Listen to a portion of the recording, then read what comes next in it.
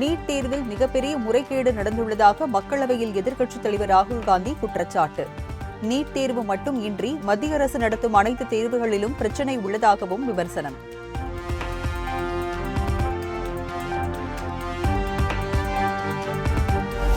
இந்தியாவில் பணம் இருந்தால் தேர்வு முடிவை விலைக்கு வாங்கும் சூழல் நிலவுவதாக மக்களவையில் ராகுல் காந்தி கடும் சாடல். தேர்வுகளில் நடைபெறும் முறைகேடுகளுக்கு தீர்வு காண வேண்டியது அவசியம் என வலியுறுத்தல்.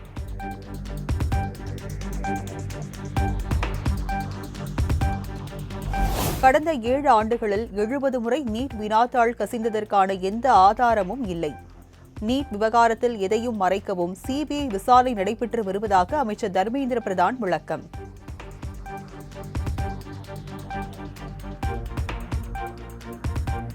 நீட் தேர்வை கொண்டு வந்ததே காங்கிரஸ் தலைமையிலான ஐக்கிய முற்போக்கு கூட்டணிதான் என மத்திய அமைச்சர் தர்மேந்திர பிரதான் விமர்சனம். நீட் தேர்வை எதிர்க்கட்சிகள் ஒன்றிணைந்து அரசியலாக்குவதாகவும் குற்றச்சாட்டு.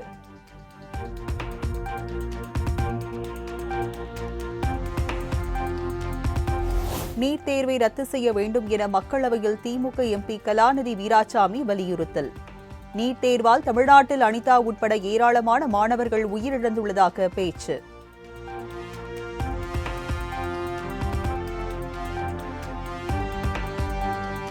மக்களவையில் பொருளாதார ஆய்வறிக்கையை தாக்கல் செய்தார் மத்திய நிதியமைச்சர் நிர்மலா சீதாராமன். கடந்த பட்ஜெட்டில் அறிவிக்கப்பட்ட திட்டங்களின் நிலை குறித்து விளக்கம்.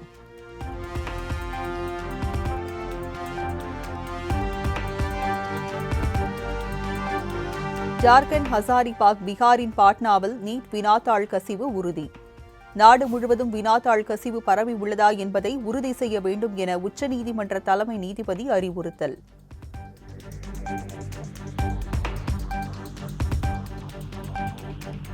நீட் தேர்வில் நாடு முழுவதும் எத்தனை தேர்வு மையங்களில் தவறான வினாத்தாள் வழங்கப்பட்டுள்ளது? தேசிய தேர்வு முகமை உரிய பதிலளிக்க உச்சநீதிமன்றம் உத்தரவு.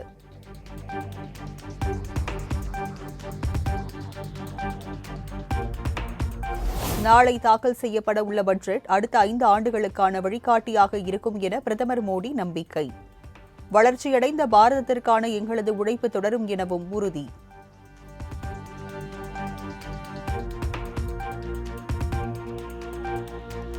கடந்த 5 ஆண்டுகளில் இந்தியாவின் பொருளாதாரம் 8% அளவுக்கு வளர்ச்சியடைந்துள்ளதாக பிரதமர் மோடி பெருமிதம்.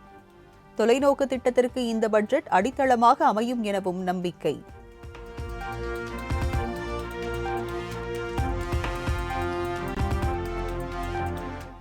நாடாளுமன்றத்தின் முக்கியத்துவம் வாய்ந்த பட்ஜெட் கூட்டத்தொடர் இன்று தொடங்கியது. கூட்டத்தொடரை சுமூகமாக நடத்த எதிர்க்கட்சிகள் முழு ஒத்துழைப்பு வழங்க வேண்டும் என பிரதமர் மோடி வேண்டுகோள்.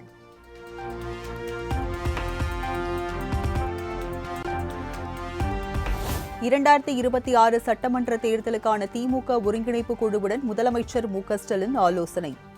கூட்டத்தில் RS பாரதி, KN நேரு, பொன்முடி, ஏவா வேலு உள்ளிட்டோர் பங்கேற்பு.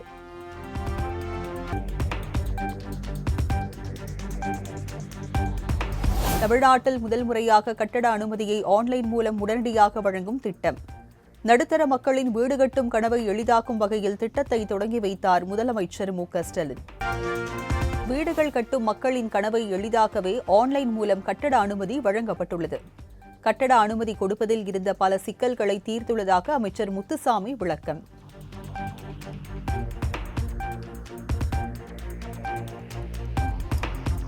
தமிழ்நாட்டில் பொறியியல் மாணவர் சேர்க்கைக்கான கலந்தாய்வு தொடக்கம். சென்னை கிண்டியில் உயர்கல்வித்துறை அமைச்சர் பொன்முடி தொடங்கி வைத்தார்.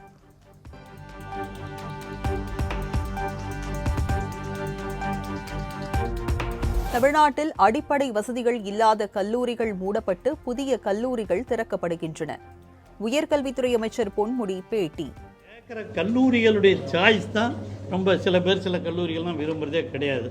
இந்த வருஷமே இருக்கிற தனியார் கல்லூரிகளில் கிட்டத்தட்ட 8 கல்லூரிகளை மூடுறாங்க.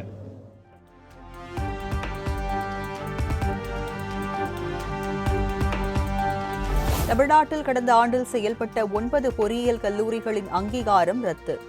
போதுமான மாணவர் சேர்க்கை இல்லாதது, உட்கட்டமைப்பு வசதிகள் இல்லாதது போன்ற காரணங்களுக்காக மூடல்.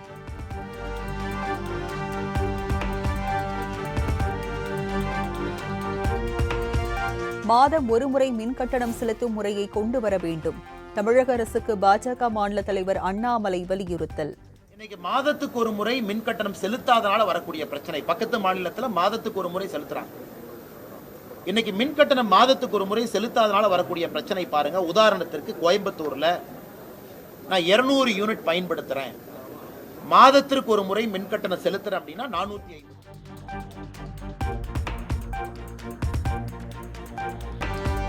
நில அபகரிப்பு, கொலை மிரட்டல் கைது செய்யப்பட்டுள்ள முன்னாள் அமைச்சர் எம்.ஆர். விஜயபாஸ்கர் ஜாமீன் கோரி மனு. விசாரணைக்காக கரூர் மாவட்ட முதன்மை அமர்வு நீதிமன்றத்தில் ஆஜர்.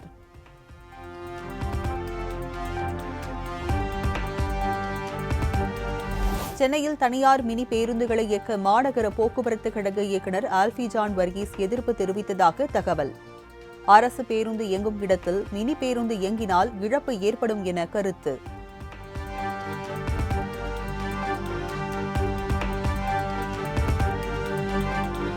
ஆகஸ்ட் 4ஆம் தேதி நடைபெறவிருந்த உதவி பேராசிரியர் தேர்வு ஒத்திவைப்பு. நிர்வாக காரணங்களுக்காக தேர்வு ஒத்திவைக்கப்படுவதாக ஆசிரியர் தேர்வு வாரியம் அறிவிப்பு.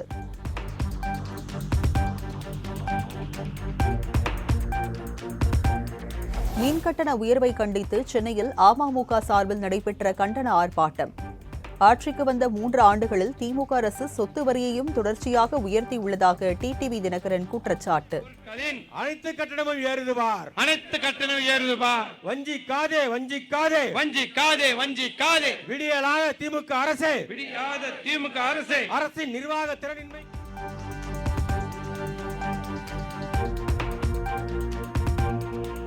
தமிழகத்தில் கள் விற்பனைக்கு விதித்த தடையை நீக்குவது குறித்து ஏன் மறுபரிசீலனை செய்யக்கூடாது?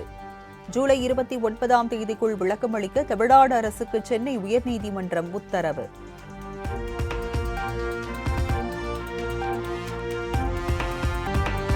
தமிழ் மாநில காங்கிரஸ் கட்சியின் இளைஞரணி தலைவர் பதவியை ராஜினாமா செய்தார் யுவராஜா. கட்சியை மறுசீரமைப்பு செய்து புதிய பொறுப்புகள் வழங்கப்பட இருப்பதால் ராஜினாமா என தகவல்.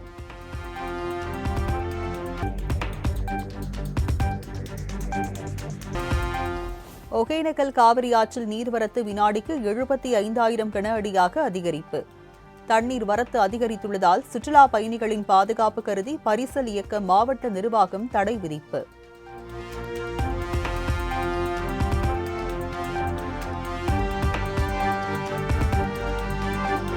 மேட்டூர் அணைக்கு நீர்வரத்து வினாடிக்கு 58,934 கன அடியில் இருந்து 64,033 கன அடியாக அதிகரிப்பு. நீர்மட்டம் ஒரே நாளில் 7 அடி உயர்ந்து 75 அடியை தாண்டியது.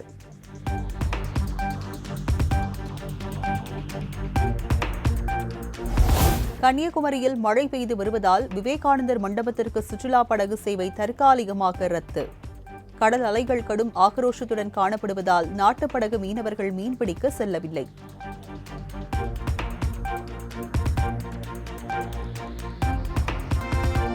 கன்னியாகுமரி மாவட்டம் நாகர்கோவிலில் ஓய்வு பெற்ற இஸ்ரோ விஞ்ஞானி வீட்டில் 200 சவரன் நகை, 12 லட்சம் ரொக்கம் கொள்ளை. லாக்கரோடு அபை செய்த மர்ம ஆசாமிகளுக்கு போலீஸ் வலைவீச்சு.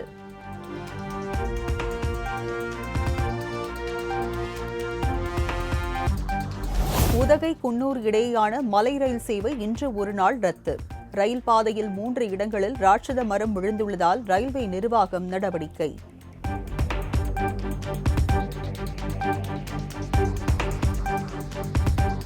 குஜராத் மாநிலத்தின் பல்வேறு பகுதிகளில் கொட்டி தீர்த்து வரும் கனமழை. சூரத் நகரின் சாலைகளில் முழங்கால் அளவிற்கு மழைநீர் தேங்கியுள்ளதால் மக்கள் அவதி.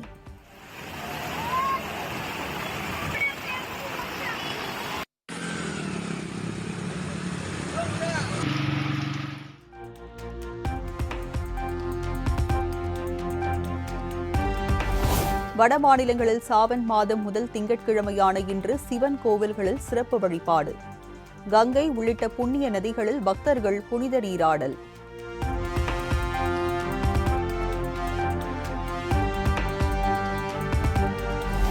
அமெரிக்க அதிபர் தேர்தல் போட்டியில் இருந்து ஜோ பைடன் விலகுவதாக அறிவிப்பு. பல்வேறு விமர்சனங்களை எதிர்கொண்ட ஜோ பைடன் போட்டியில் இருந்து விலக வேண்டும் என கோரிக்கைகள் வலுத்த நிலையில் முடிவு.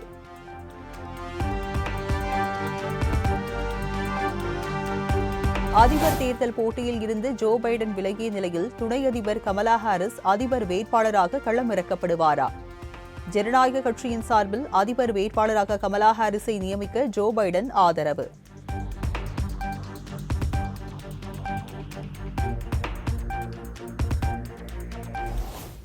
அமெரிக்க அதிபர் தேர்தலில் போட்டியிட தகுதியற்றவர் ஜோ பைடன்.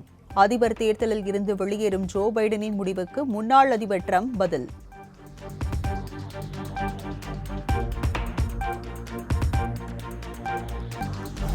சென்னையில் ஆபரண தங்கத்தின் விலை சவரனுக்கு 80 ரூபாய் குறைந்து 54,600க்கு விற்பனை.